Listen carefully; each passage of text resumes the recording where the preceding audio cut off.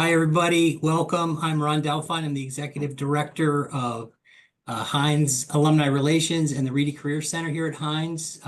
Welcome to our For Alumni by Alumni event, and a big thank you to Mark Heckmann, who will be sharing some insights on building income security through small business creation. My colleague Georgette Hatfield, thank you, Georgette, for putting this all together and taking care of the logistics. She will be introducing Mark in just a second. I have a few quick announcements. You probably heard we're excited to welcome our new dean, Kirsten Martin. She's a national leader in tech ethics and brings energy and vision to Heinz, and you'll hopefully get to meet her in person at an alumni event soon. Also, CMU is celebrating its 125th anniversary at homecoming this year, which is November 8th and 9th, and more to come on that. We'll be sending some information out. And finally, as always, we are looking for capstone projects. Some of you may know them as system synthesis projects. If you have project ideas, we'll be sending a follow-up email after this session with a recording of this session, but there'll be information in how you can connect about capstone and system synthesis projects. And with that, I will turn it over to Georgette, who will be introducing Mark. Thanks, Ron. Mark Heckmann, MSPPM 2013, has lived many professional lives in a short period of time. After graduating from Heinz, Mark started and operated companies in industries ranging from advertising technology, recruiting software, commercial lavender farming, real estate, exoskeleton commercialization, business loan brokering, and consulting. He is currently focused on his newest venture, JobBored, enabling first-time and repeat entrepreneurs to build parallel income streams, allowing individuals and families to better inoculate themselves from labor market disruptions to build lasting wealth. Mark and his wife, Laura, live just south of Pittsburgh with their young children, Elliot and Zoe. Despite his interest and experience in technology fields, Mark remains terrified that someday his children will have unfettered access to the internet. I will now turn it over to Mark. Thank you, Georgette. Lovely to have you. And everyone, thanks for sharing your time with me today. Just going to get this up and running so we can reference some slides. We are here to talk about starting small businesses. Maybe some of you have them. I'm excited to talk about it, but specifically with a lens towards how do we leverage small business creation to de-risk employment disruptions, which unfortunately are happening far more lately. Lots of trends informing that. We're going to talk a little bit about employment risk and what that looks like globally, but mostly for alums that we have here. We want to talk a little bit about how small business creation doesn't have to look certain ways and can absolutely be done in parallel with having W-2 employment. We'll talk some success stories and some really great entrepreneurial profiles of people that I have worked with that have successfully traversed having a W-2 employment and having a small business. And if you are interested in it, my best advice on how to get started. We'll also have Q&A at the end, so just give me a chance to run ahead with some content and happily want to respond to your interests afterwards. I don't think you need me to tell you that employment risk is top of mind for many people these days. There are a number of worrying trends that I think are informing that anxiety, which is well-founded. If you have worked or may work in the federal government, the divestment in some of these departments, the pulling of budgeted funds. So far, the tally is about 52,000 layoffs within the federal government, but the dismantling of departments and then all of the industries that either capture and redistribute that funding or are maybe even for-profit advisors into federal government, they are all in disarray and seeing employment outcomes kind of funneled down from these decisions. So for our peers that truly are on the policy side of the equation, this is a really tough time. We also know that there's a ton of economic uncertainty. I mean, it's an alphabet soup of risks right now. It's tariffs, inflation, global warfare, currency devaluation. Anyone owning a company is rightfully asking themselves, how do they kind of prepare themselves for the uncertainty? And in many cases, they're pulling back on growth plans, they're mitigating costs that are unnecessary, and maybe downsizing, which impacts people at the employment level, of course. World Economic Forum is reporting that 41% of global companies are positioning themselves to divest from humans in the interest of AI displacement. That's not writ large, but that downsizing is kind of baked into the cake. There'll be some AI ascendance in workforce, of course. But I think the net is companies expect to have fewer people doing work. And blue collar, white collar, educated, uneducated have a stake in what AI displacement is going to do to the workforce.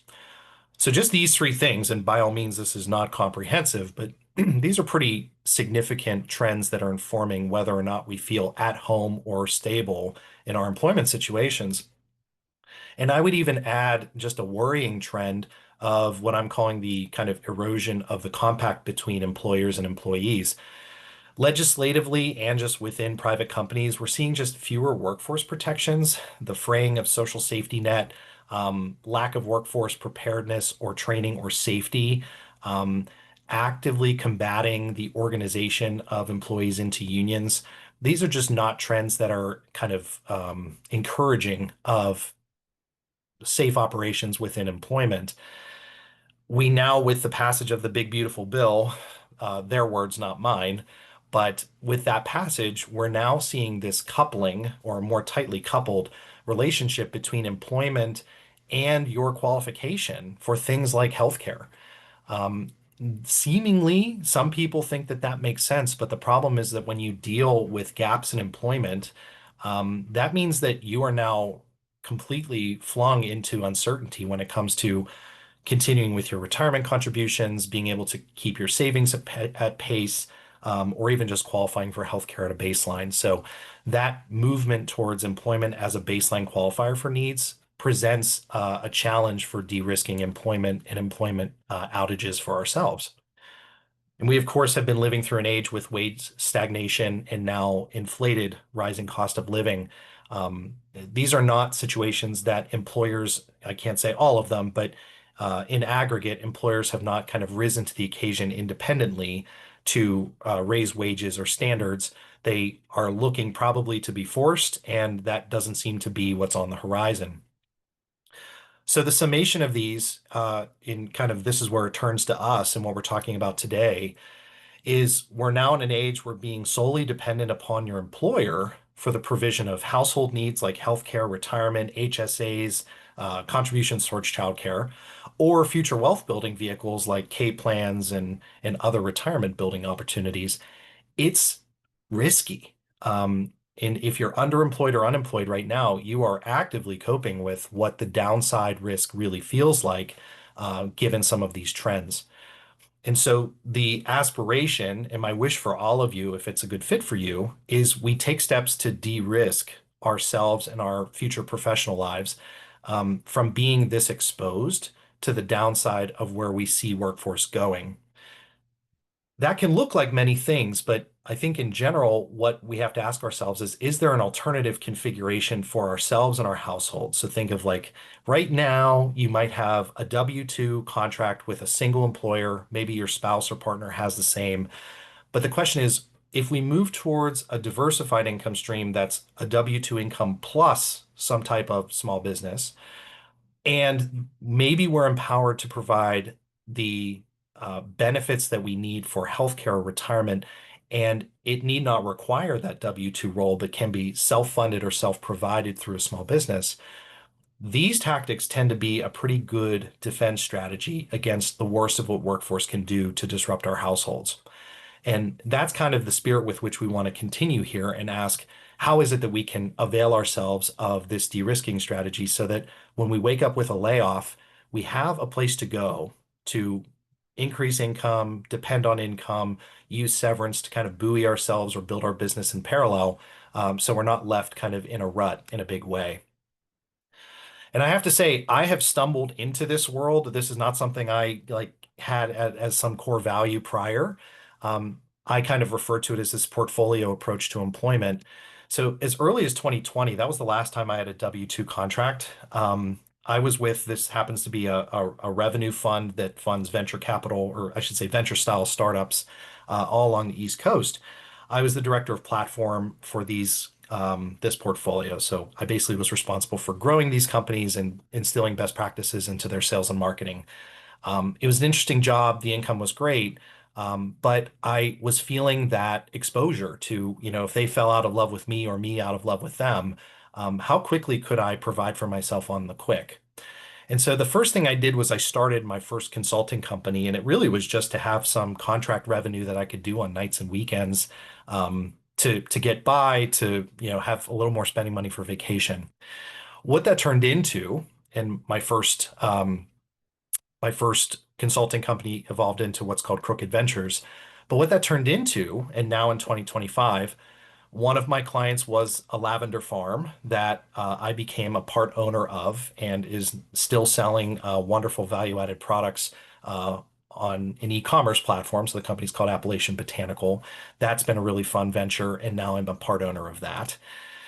I had a different client that turned into an exoskeleton commercialization company. I'm a third owner in that business as well. Again, evolved out of a consulting contract and just my openness to starting and pursuing things.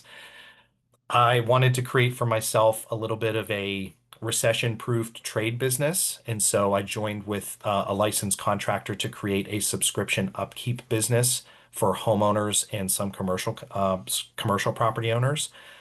So that has been an interesting foray. And then much of what we're talking about today lives in my job board lane, which is helping people to, again, diversify or parallelize their incomes through small business creation so that they don't have the downside risk that they normally would have in employment. So I use this not as a template. I am like the odd duck in so many ways here. But just to show that even just in 5 years, you can go from W-2 only to having one or more diversifications that allow you to have more flexibility, more income, and maybe some tools for wealth planning or healthcare that you otherwise wouldn't have had. I think that's an instructive lesson.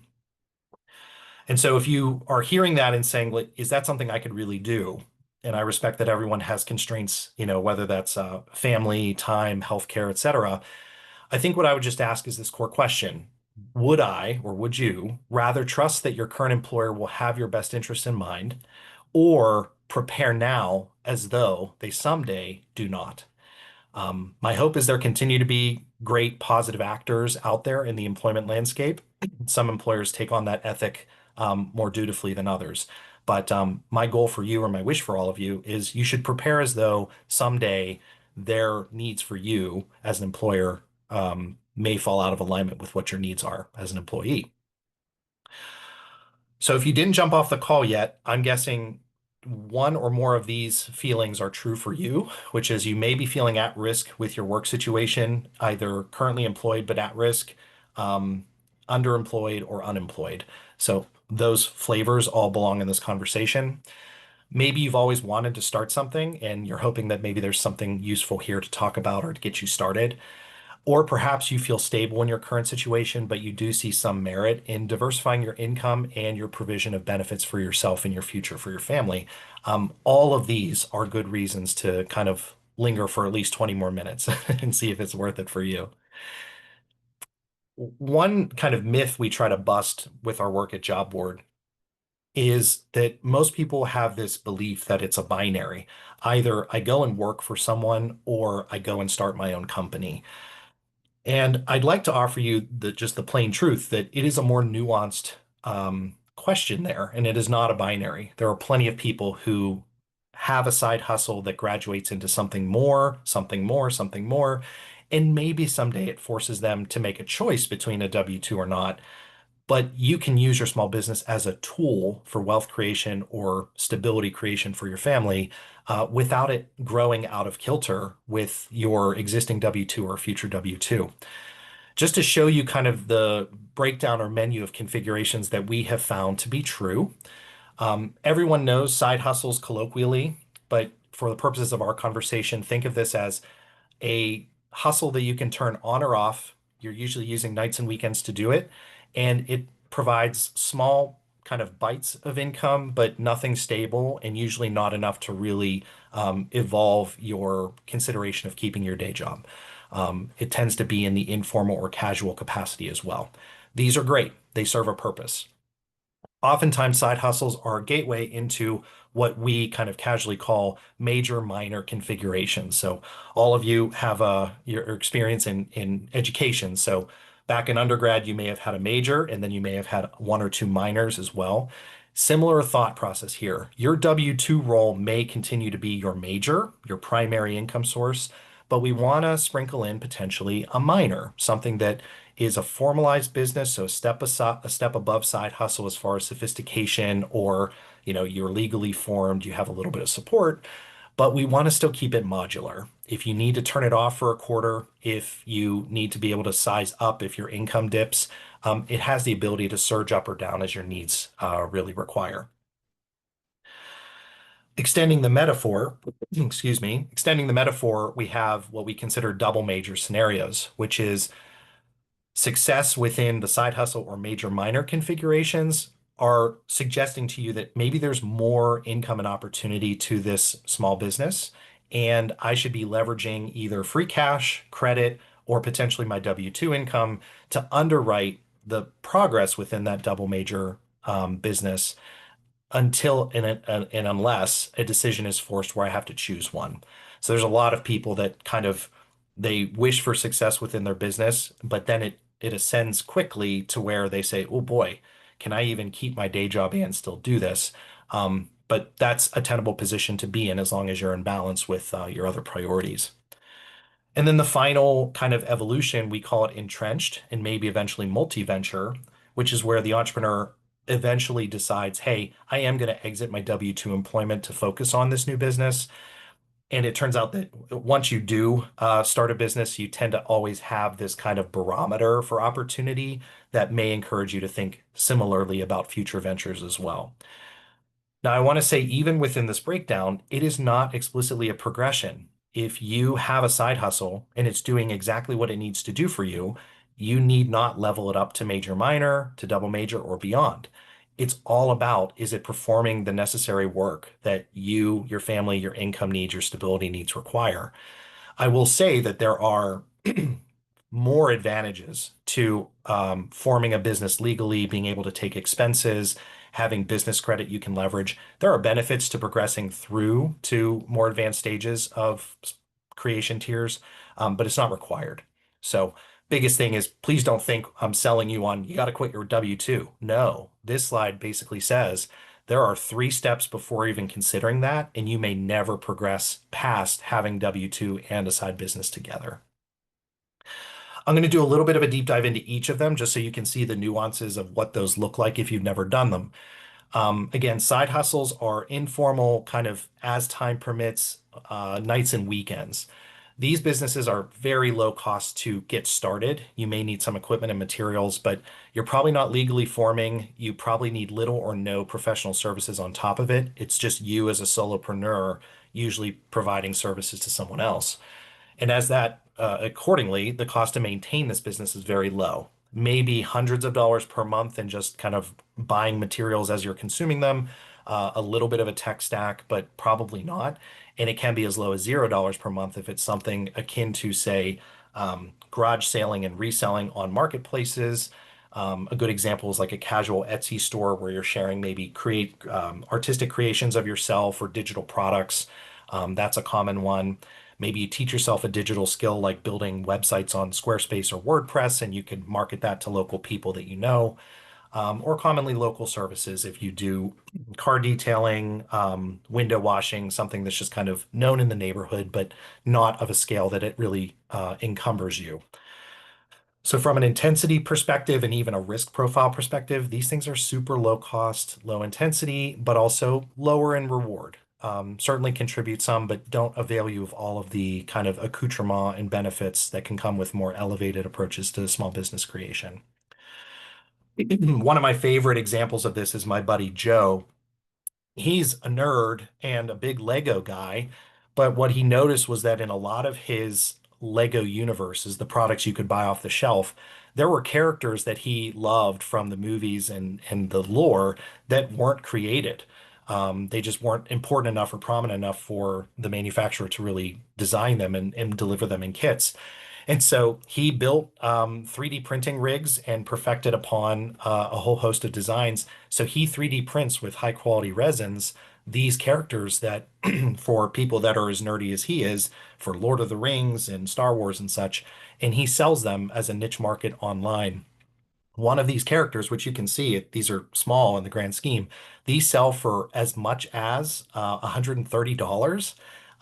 More the average is like 60, but what a great business that, you can have something printing while you're working, remotely on something, and you just do small batch printing or just-in-time printing and satisfy your customer demand. Awesome, awesome side hustle business. Moving on to major minor. So again, this is where you keep your day job, but this small business that you have allows you to be modular as far as up or down or seasonal delivery of services, but you can still keep it mostly informal. The cost to start these is modest. Maybe you form an LLC just to take some of the expense advantages for forming a company, but you're self-managing otherwise. You may or may not need an attorney. You may or may not need bookkeeping. You're trying to keep costs low. You're trying to not leverage subs unless you absolutely need to. After you form, these are very low cost companies to maintain. Less than $1,000 a month is common. You may have some software, some physical materials or collateral you need to buy, but these are just as needed and oftentimes not necessary on a recurring basis. Good examples of these businesses, niche consulting. Many of you are already building fantastic expertise where you are, but being able to spin those out and apply those learnings in other venues is a great opportunity. Small marketing agencies, you find a niche and run Google ad campaigns or stand up social media programs for businesses is another example. Grant writing for hire, so kind of a form of consulting, but a direct services model. And many times like event-based services, so wedding photography, pop-up catering is a common one. These are all within the major minor category, slightly above side hustle on intensity, but also a lift in the amenities you get because you now have the ability to formally take expenses. You have the ability to, you may not be originating certain accounts for retirement and whatnot yet, but you're on the path. You've done the kind of the grunt work ahead of that, that if you evolve it further, those things may make sense to you. Dr. Mark Thomas is a great example of a client recently that was a major minor. Mark is a sleep psychologist for the VA. And doesn't feel great to work for the VA these days, just a lot of uncertainty. And so while Mark is currently still employed there, he came to us and said, I need to hedge my bet a little bit that if my contract isn't picked up and I'm kind of on my own, I want to spin up my private practice so that I have some income that either I can scale in a bout of unemployment or I can just always have as little bits of chunk money to secure myself if there ever was an employment situation. And so he built, we're with us, we built Restore Sleep Health, and he does telehealth consulting or telehealth therapy, I should say, for his clients. And just a perfect example of how he de-risked what was going on in his professional life. And it's potentially something he could scale up if the need arose. Double major, again, this is that situation where the business and the W-2 start to kind of commingle as far as importance. Maybe from an income perspective, they're approaching peer status with you, but also certainly from the demands as far as your time and your energy, you're starting to say, hey, I may need to make some choices here. But for the business to continue, you need to amplify its sophistication and its formalities. So almost certainly you are forming legally here, LLC, maybe joint venture with like a partnership model. You may form as an S corp in order to hedge on FICA and some other opportunities there. You're probably formally insured and you need to be able to prove your insurability to your clients. You probably have vendors and formalized tech stack to support your operations. You may or may not have 1099s or W-2s, but you're probably professionalizing your HR technology to accommodate it if you did. You may even be carrying and managing inventory at this point. This is kind of a medium level of cost to maintain, 5 to 10K a month. Certainly, certain businesses could be north of that. You are paying for software, materials, and probably trickling into that owner benefits category. You're paying for your own family healthcare out of this potentially, which ensures you have fuller choices available to you, but also coverage if your W-2 employment situation were to go south. You could always kind of shift that priority over to the business and maintain coverage, which is great. Same too for retirement vehicles. We have plenty of clients that are using tools like SEP IRAs, creating their own K plans or pension plans within their businesses as these creative and derivative opportunities to stash away tax advantaged money in ways that conventional employers may not offer them unless they had a small business. Great examples of these businesses. If you are in the retained professional services land, so that could be accounting, legal, specialty e-commerce, where you are buying inventory, maybe doing something value added with it, and then selling it on your own platform. A lot of people are looking at franchise purchase opportunities so that you at least have a corporation and a playbook and some assurances from corporate to support your growth. So you're not alone, but you also are accepting pretty significant responsibility within the business there. We see clients who are looking to build property portfolios and may create LLCs to do property management accordingly on those properties to rent to either residential or commercial clients. The intensity here is starting to ratchet up. You may be looking at funding that is more bank financing or syndicated lines of credit. Probably not kind of investor grade yet, small business, but you definitely are kind of upping your requirements from a capital perspective and even your sophistication perspective as well. Sarah, who's wearing the pink blazer, is a great example of double major. We can't say much about Sarah yet because she is in the process of closing on buying a business or a portion of a business from her current employer. She is a bookkeeper and she is currently employed, so has a W-2 relationship. And she is in a position where her employer, who is retiring, is offering her the chance to buy out functionally her practice within the seller's company. And so our work with Sarah was so that while she's still being a W-2 employee, she is building her business such that upon closing, which is next week, we hope, upon closing, she can cut all of those clients over to her new business. All of her software is ready. She is secure. She has workspace lined up. But poor woman, she's doing a great job, but she's got to handle both of those competing priorities at the same time. And sometimes opportunity knocks in that particular configuration. So she's living that double major life right now. And then the final version is that entrenched situation where you're probably saying no to W-2 employment to focus on the new venture and maybe looking after you get settled at what are other opportunities that I might take on as a result of this. These are significant investments you're making in the business. So I'd say anywhere north of 25,000 to get started is reasonable. You are formed legally, you're insured, you've got vendors, probably other employees, potentially managing inventory. The cost to maintain also escalates. You may be entering into a commercial lease. You are likely professionalizing operational roles within your company. You probably have dedicated marketing spend, maybe people managing that for you, and other robust leveled up operational needs that need to be attended to. These are folks that often are creating private practices for law or CPAs. These are folks that are taking an online business that's informal and moving to brick and mortar, which is a huge jump and an exciting one.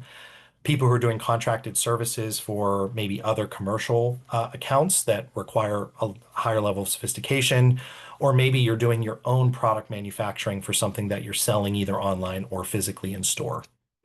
This is higher intensity. You're probably looking at a much different capital or debt stack in order to accomplish this, but the rewards obviously scale in comparison. And you've also unlocked, truly cutting the tethers with your employment situation, which again has its own risks and rewards too, but you remove that lingering doubtfulness that you might feel as far as what happens if my W-2 goes away. Nadia here is a great example of this. If you're from or in Pittsburgh now, this is a great Pittsburgh company called Dada Creative Play. Before working with Nadia, she was a mobile art teacher. You could hire her to do crafts and activities at your children's birthdays. She would do summer camps and other kind of pop-up programming for various customers. But she always had this inclination towards, I want to have my own studio. I want to have my own retail place that I can sell merchandise and I can host events. And finally, she got to the point where she's like, I'm ready. She raised the money. We helped her to be operationally prepared for that. She entered into a commercial lease. And again, if you're in Pittsburgh, she's located in the second floor of the East End Co-op building. And just such a great business, such a great business owner, and a lot of courage. I have such respect for her evolving from that mobile model into something that just truly she doubled down on, and she's really seeing the benefits of that. Now, I just want to close, these are some good examples, but I want to close with some, impressions that we've seen ourselves as far as common mistakes. So what happens when people make this jump, and can we help them to avoid what could be costly or worst case terminal errors for their new business while they're potentially maintaining a W-2 relationship? The first one absolutely is wrong sizing scale. We showed you that breakdown of the small business creation tiers from side hustle down to entrenched. And it's because as long as you are aligned with what your home life and what your W-2 life allows you to do, and the business satisfies that, you can operate that way for a long time. But if your money, time, and effort is scaled inappropriately or out of alignment with what the business needs and what you're able to do with your other commitments, that is the recipe for a failure coming right away. So much of what we do with our clients is really just saying, how do we make sure this is the appropriate scale for you? What type of income do you need to derive from this such that it's worth it? But also so that we don't get too invested or go too far down the risk profile so that you really run out of kilter with what your needs are. A similar problem is the belief. This is, I think, hustle culture run amok, but the idea that you have to wear all the hats. And it's true that even small casual businesses fail when you're unwilling to onboard expertise that's outside of your own. Our kind of rule here is you should do what you are or can become excellent at. That's not to say you can't skill yourself up in areas that are foreign to you now, but focus on the things that you can become or are currently excellent at, and then resource the rest elsewhere. It's not waste to hire people who are experts in order to help you. In fact, it gives you the wherewithal and the stability to really do good work where you're doing your highest impact effort anyways, and the business ends up singing when you have that kind of balance throughout it. And speaking of balance, huge issues come up when you have business to household imbalances.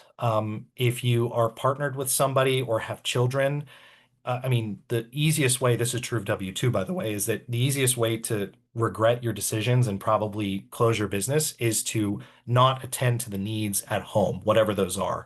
So if you're traveling too much, or you're working odd hours, you're unable to attend the things you need to attend as a parent, it's just you're going to fail by virtue of you didn't attend to the things that you truly value. So we ask our clients, you need to assume that there is an interrelatedness between household being happy and solid and supported, but also that your business is feeding into that either good or bad inputs that can throw that balance off. Shockingly, I guess I won't say shockingly, but maybe it was a surprise to me at first. A lot of what we do at JobBoard is we actually do financial models, not just for the business with like a 3-year forecasting, but we also connect the business to the household finances. And it's because so often you'd be shocked is that you have entrepreneurs that are doing great within their business, but then when that money and that success translates into the household, it's a leaky faucet. All that money is being spent or it's ill attended to, and they end up missing their goals for wealth planning or what have you. So we spend a lot of time on the household dimension, and it's because it's just a huge risk factor if you get it wrong. And then the last common mistake is the belief or the resistance to getting help. If you're doing it alone, you just are asking for that stress to compound. And it also, if you are carrying a W-2 in parallel, it's going to impact your W-2 performance. And as we said, your household performance as well. So we encourage that whether it's a partner, a mentor, a spouse, a colleague, a consultant, you should have someone there, at least someone that can help to mitigate the highs and lows and the risks of the businesses you create. And then just to give you some color, this is how we work, but I think this is true of just people who do work with small business generally. These are configurations we found useful. So if someone's considering starting a business, sometimes we work with them ahead of time before they start things in what we call pre-jump. You may have noticed that JobBoard's marketing is based on the metaphor of parachute, like jumping out of a plane. So you'll see that we're calibrated here to talk in terms of parachuting. So the pre-jump checklist is, are you fully aligned with where your resources are coming from, what time you need, the conviction you have behind the business? We do that prep work so you're not investing money into something that is ultimately going to be a disappointment for you. Some people need that work. Other people have already kind of resolved around those concerns. So that's very much like as needed. Then we work with folks in what we call our jump program, which is 3 to 4 months of very active weekly touch points, ongoing deliverables that take them from formation of the small business through to the first dollar made. That's, of course, assuming it's a new business.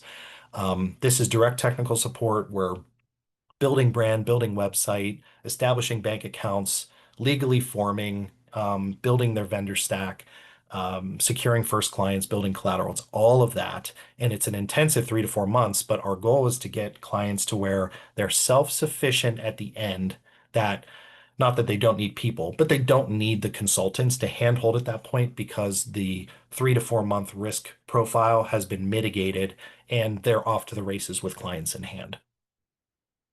Some clients who already have companies, but are considering like ratcheting them up or kind of changing the configuration, we have what's called tandem. It's like, again, skydiving. A tandem jump means that your instructor is kind of strapped to your back. They're doing it with you. This is where we bring non-equity expertise to people who maybe are great at, say, founder-led sales, and they're very good at like closing and delivering on the services, but they hate the back office stuff. They just don't have time for it. It languishes without them. They don't know how to do the marketing behind their work. And so they come to us and just say, can you focus your expertise on these areas of my operation that are just not my priority? Again, not wearing all the hats, but deciding what is worth their time and what is not. So oftentimes we're joining them for 6 months or longer, handling an operational component of their business or more than one. And then finally, a formation jump, if you will. Again, picture 10 jumpers out of the plane and they're making fun shapes in the air. This is where someone is well established in their business, but they just like to build with people. And so they're leveraging our bench of experts, people we've kind of developed over time, we have good relationships with, we have trust with. We're trying to give them these relationships so they too can have trusted partners in their business. And then they might tap into us for maybe 1 or 2 projects of importance each month, but mostly just making sure that they feel well equipped and well resourced as they build their business. So again, it need not be with JobBoard. My wish for you guys is if you are starting companies, some mix of these phased implementations or asking for help might be a good fit for you. And we've certainly found we did not go to market with these offerings. By the way, they emerged as like these are the configurations that work. So use our early failures as some fuel for you to use what we think are perfected methods here. If we can help you, and only if we can, something free I'd like to offer to you is if you go to our website, jobboard.co, we have what's called a side hustle generator. It's an AI tool that we built to help people who are truly just saying, like, what am I even capable of doing? I don't have much time. I don't have much resources. This is a tool where you can say, I have X many hours per week. I've got $2,000 in a savings account. I own a truck, a computer, and have a garage that's empty. And that's what I have to work with. It actually gives you it generates 3 ideas based on the inputs you give it. And it's just food for thought. Again, it's a free tool. It's a think with tool. So please go to our website, beat it up, run it 1,000 times if you want. We just think it's good fodder for you to kind of give it some information and just see what it spits out. If it motivates you to try something, even better. Something we'd encourage you to do to get started too is really come to terms with what your employment risk is within your household, whether that's just you with a partner.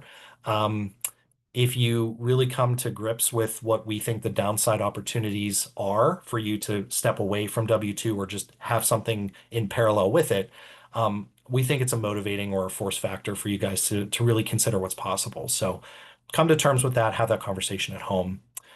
And then because we're alums and colleagues and friends here, reach out to me if you think you've got a plan in place and you want to start something new. That's free time that I just love helping people kind of embark on the journey. So you'll have my contact info at the end of this, but please hit my email, and I want to try to steer you as best I can in the right direction, get you off to diversifying your income. And with that, my prepared remarks are done, but I would love to take questions and what else I can answer for you all.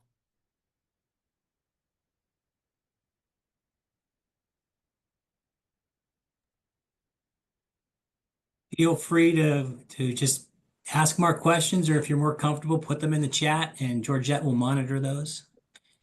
And I can kick things off, Mark. Is there a way for people to assess whether a side hustle might jeopardize their W-2, their full-time job, either, contractually, ethically? Is there a way that people can kind of look at that and make sure that they're not jeopardizing? Yeah, great question. For anyone who is curious about it, oftentimes, I'm going to stop this share just for a second. For anyone who's not sure, we'll do a pass at any non-compete provisions that they have or anything that might run afoul of just ethical constraints.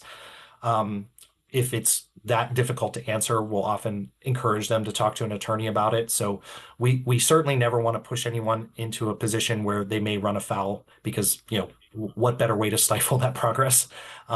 So we oftentimes do that. But the other kind of consideration I'll say back to you is if you buy into the belief that the workforce generally is moving away from single employee relationships and more diverse. As you navigate your W-2 contracts, I would encourage you to not agree to things blindly that might limit your entrepreneurial capabilities, even if you don't have like a ready set idea today, tomorrow. It's just do not bind your hands when it comes to that, and be willing to advocate for yourself and say, hey, I don't know what I'm going to be doing, but I want to have the ability to operate something in parallel. I think you wouldn't want to work for someone that crimped your style in that way, in a big way. Thank you. I guess I'll do this. Susan, I see your hand up. Hi there. Thank you so much for finding my hand and for the presentation. I am a little farther along. I was laid off for the fourth time, and Jeez. I said I'm done, because I don't want my destiny to be in the hands of somebody else, especially when they were probably one of the worst companies I'd ever worked for. So I am embarking on my own journey, and I'm hoping to open a clothing boutique in about October in Garfield. One Great. of the questions that I have is really over the pain point that is torture right now for me, and that is funding. I am a very good salesperson, and I could sell ice to an Eskimo, but I'm not very good at asking friends and colleagues for money. So I've been going down the more traditional route. I'm using the URA, I'm using the different neighborhood things, but it's petrifying waiting for those answers. Can you offer some ideas, suggestions, etc., on the funding world? Awesome question. Thank you, and wish you the best with what's going on in Garfield. That's awesome. A couple things I'll say. So there's no right answer when it comes to maybe asking family, friends. Ironically, they usually say family, friends, and fools for money, because it relies on the strength of your relationship and whether that would kind of confound people that are within your support. So it's not a never. In fact, I think it can be instructive to take personal loans in instances where it's safe and it feels supportive, but I wouldn't assume it's in everyone's toolkit. The second thing I'll say is you may recall I myself became a business loan broker, not because I ever wanted to, but because I faced the same situation where I was like, I have a venture, I need $50,000, but you're not going to go and find an angel investor for that. You're not bankable without 2 years of tax history with most commercial banks. So you're not going to get a term loan. they want some proof of income to back it, or they're going to ask you to securitize it with retirement assets or your home, which in many cases is not solid advice. One thing I'll offer to you that's been a nice workaround is if you have good credit, and by good I mean usually 650 and above, and your debt utilization as an individual is fairly low, which means usually that you have less than 40% of your credit lines utilized on any individual account, not mortgages, not student debt. If those things are true, you can qualify for something called a syndicated line of credit. And what that means is that you can go get manually underwritten, which means instead of just applying to Capital One or Chase blindly, they may approve you, but the limits are going to be within their algorithm of risk. And oftentimes that's like, hey, a cap at maybe 25,000, maybe 10, depending on your credit. When you go into more of a manual underwriting scenario, they're willing to add in the context of what are you doing and consider other history things or what was your last business. We have gotten clients of ours in excess of $150,000 of interest-free for 2 to 3 years on syndicated lines of credit. Now, of course, you have to pay that back, but the benefits of moving it over to a line of credit with a conventional credit card is one, you can expense things so that they are cash reward eligible, which is great. You know, 1 or 1.5% adds up when you're investing money like that. Two is that it's not a term loan that has a required payment and installment. What it does is they basically require usually between 1 and 2% of the loan balance every month, which can be a low amount or manageable amount. And then if that means you build your income up to where you can make more aggressive payments to it, then you can catch up quickly. But the benefit of having 2 to 3 years interest free, whereas if you went a term loan route or there's some other really predatory products like merchant cash advances and other things that I really shy people away from, I want people to be more in a credit-worthy scenario that doesn't lean towards predatory. I'll leave it there for now just so we can get to other questions, but please offline with me and we can talk about your specific situation. Going back to the group, Becky, I see your hand up. Hello, Becky. Hey, hi. Mark and I already started chatting. Heinz 2004, now in the Portland, Oregon area. So hello from 3 hours behind you. Hello. Here's my question. So I've already made the leap. I am a career and a life coach, formerly in the tech industry for 30 years. And I actually, in the back of my mind, have been kind of thinking about doing something more concrete than coaching because it's with the market and people being less comfortable spending on things that don't feel like must-haves. So, and this is going to be a longer answer. You're not going to have time to answer now, but I'm going to throw it out in case somebody else is here too. How do you balance running two businesses? Because you're in that boat too. Yeah. So I'll say this. I mean, the short answer is it's not easy if you're not in a position to think about alignment, division of labor, resourcing it the right way. Many of our clients come to us sometimes having stumbled into a misalignment scenario where they're like, hey, I started this business, but it's doing things I didn't expect it to, and now it's creating friction for me in other places. So, I mean, the cost of being successful in some ways, so that's that we can work with that. But that's the irony, right? Is like Yeah. my co-founder, Callie, who is on the call. Hello, Callie. My co-founder and I came to this business thinking most of our work would be in that heavy implementation, you know, domain expertise, been there, done that. And plenty of that, don't get me wrong. But so much of it is in the alignment component, making sure it doesn't trip into what your household needs are and breach those so that it allows you to still kind of flex between workforce and small business. It's going to look different for everyone, so I won't have like the magic bullet for you. But I guess what I'm here to say is, as the odd duck that has 5 companies that I'm an equity partner in, I promise you I still figure it out. I have 2 kids. I don't miss things that are important. But like I said, it just looks a little bit different for everyone, but it's active choices that you make around what is tech doing for me? How am I finding W-2 or 1099 support? What types of consulting am I missing or that could enhance my workflows so that what used to take 5 hours takes 1 and spread that out over a month? I just created a lot of efficiency for myself.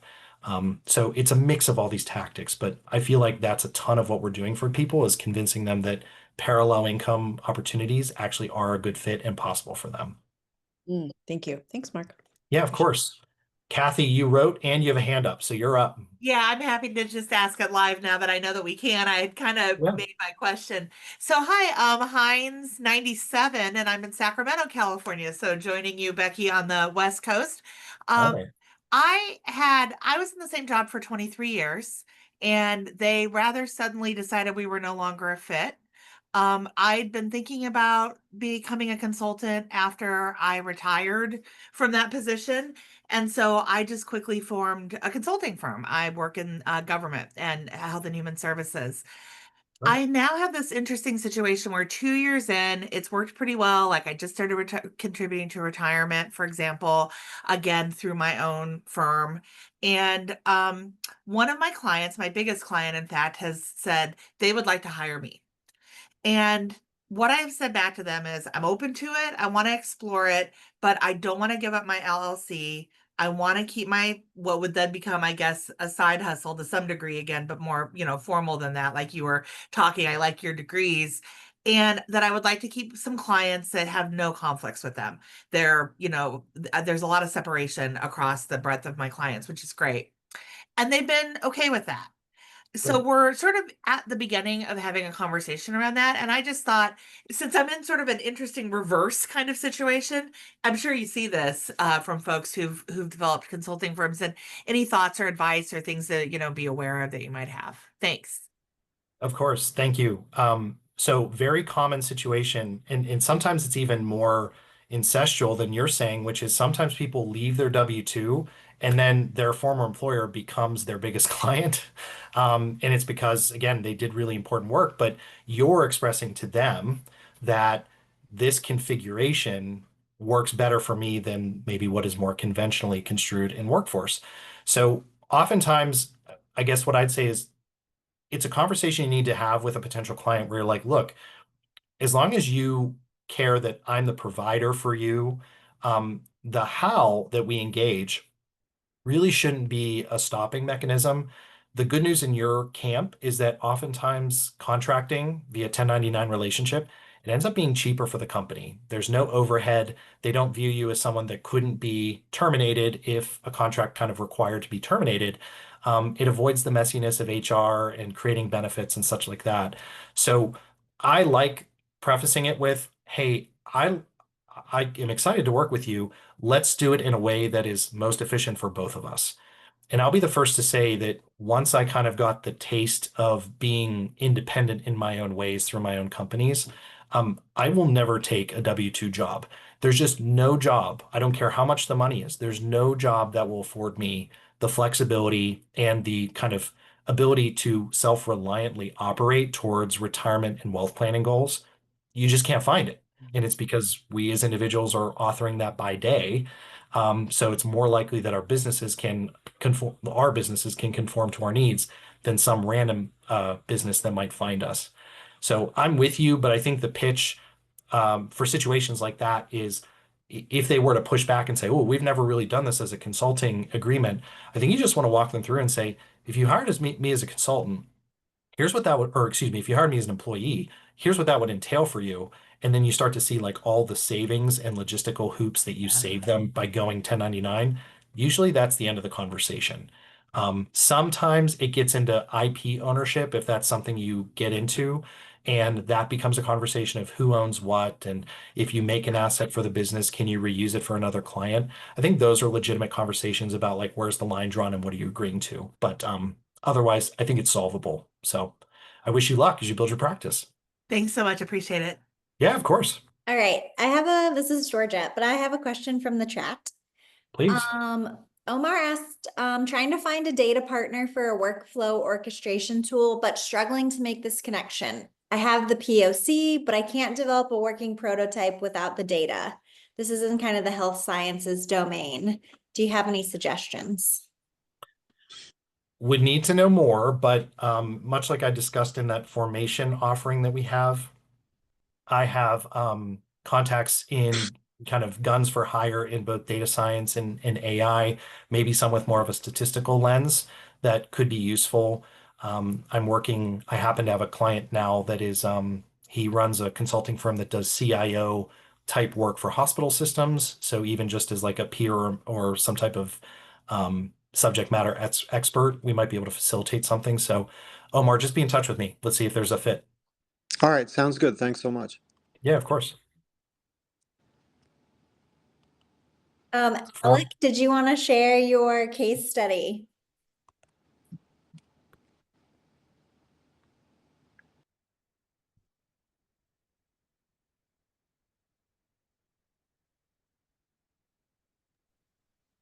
Yeah, if you see Alex comment in the chat, this really summarized, his career, and I've gotten to know Alec over the years, and he's a pretty fascinating guy. So if you have a chance, reach out to him as well. I was gonna say, Alec, you just came off mute. Would you like to Yeah, I did. jump I in? did.